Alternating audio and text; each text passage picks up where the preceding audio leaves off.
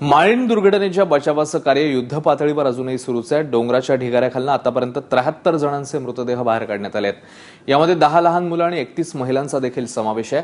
तर 8 जणांची सुखरूप सुटका करण्यात एनडीआरएफला यश आलंय। याशिवाय आणखी 100 जण ढिगाऱ्याखाली अडकले असण्याची शक्यता आहे। तर मयुरेश, काय अपडेट्स आहेत आता?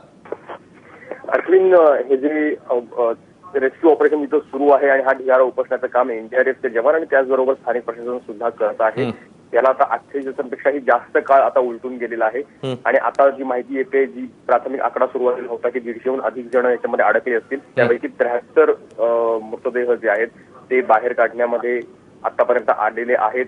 त्याशिवाय 10 जण जे जखमी त्या गावातले आहेत त्यांची तर अगोदरच त्यांच्यावर उपचार सुरू आहेत, पण आता हा मृतांचा आकडा 73 पर्यंत पोहोचलेला आहे। अजूनही 100 किंवा त्याहूनही अधिक लोक या ढिगाऱ्याखाली अडकले असतील अशी भीती वर्तवण्यात येते आहे आणि हे काम अजूनही सुरू आहे। पण हा ढिगारा हा इतका मोठ्या भूभागावर आहे की जवळपास अर्धा किलोमीटरपेक्षा जास्त डोंगराचा जो पट्टा होता तो कोसळून या गावावर आला होता।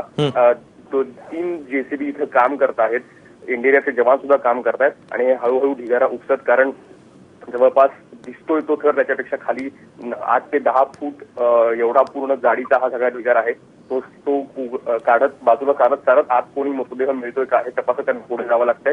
पाऊस प्रचंड सुरू आहे। पहिल्या दिवशी सुदैवानं पाऊस नव्हता, पण दुसऱ्या दिवसापासून जो त्या सगळ्या दुर्गम भागामध्ये जो जोरात पाऊस नेहमीचा असतो, जोर असतो, तो पुन्हा आलेला आहे। त्याच्यामुळे हे काम चिखल अधिकाधिक वाढत जातोय, मलबा वाढत जातो आहे आणि त्याच्यामध्ये हे मृतदेह अडकलेले ते बाहेर काढण्याचं आव्हान यांच्या समोर आहे आणि ते हळूहळू पुढे करण्यात अजूनही जी आता आम्ही स्थानिक प्रशासनाशी बोलतो, साधारणतः अजून 2 दिवस पूर्ण लागतील हा सगळा ढिगारा जो आहे तो त्यांना पाहायला आणि त्यानंतर त्यातले सगळे मृतदेह जे उरलेले आहेत ते बाहेर काढायला।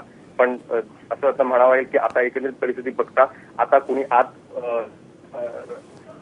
आपल्याला सर्व्हायव्हर कोणी मिळेल अशी शक्यता कमी वाटते, पण तरी सुद्धा अजून 2 दिवस हा संपूर्णपणे मलबा उपसायला आणि त्यातून मृतदेह बाहेर काढायला लागतील असा एकंदरीत अंदाज आता प्रशासनाकडून वर्तवण्यात येतोय। मयुरेश, धन्यवाद या सगळ्या सविस्तर माहितीबद्दल।